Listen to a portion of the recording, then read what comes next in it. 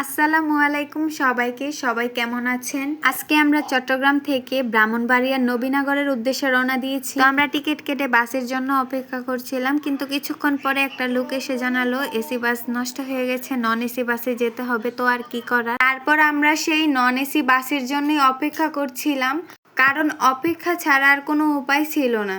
যেহেতু এটা রাতের শেষ বাস ছিল, অবশেষে রাত 1টার দিকে বাস আসলো। আমরা বাসে উঠে বসি, কিছুক্ষণের মধ্যেই বাস ছেড়ে দিয়েছে। এখন নবীনগরের পথে যাত্রা শুরু হয়েছে। দেখতেই পাচ্ছেন চারপাশে রাতের পরিবেশ, সামনে অনেকটা লম্বা পথ অতিক্রম করতে হবে।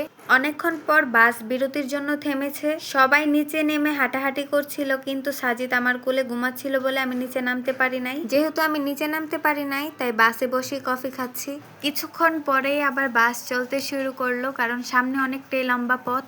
ভোরের দিকে কোম্পানিগঞ্জ এসে অনেক বড় জ্যামে পড়ে গেলাম, বেশ কিছুক্ষণ এখানে আটকে থাকতে হলো। আর এদিকে আমার সাথে সাথে আমার ছেলের অবস্থাও খুবই খারাপ, আপনারা তো দেখতেই পাচ্ছেন তার অবস্থা। অবশেষে জ্যাম শেষ হয়েছে, আর বাইরের দৃশ্যটাও খুবই সুন্দর ছিল। জানালা দিয়ে বাইরের দৃশ্য দেখতে সত্যিই ভালো লাগছে, চারপাশে সবুজ গাছপালা, আর এমন দৃশ্য দেখতে কার না ভালো লাগে। কিছু দূর আসতেই আবার নতুন সমস্যা, বাসের টায়ার পাংচার হয়ে গেছে। তারপর আমরা বাস থেকে নামি, কিছুক্ষণ হাঁটাহাঁটি করি, আর সারা রাত না ঘুমিয়ে আমার চোখটা একদম ফুলে গেছে।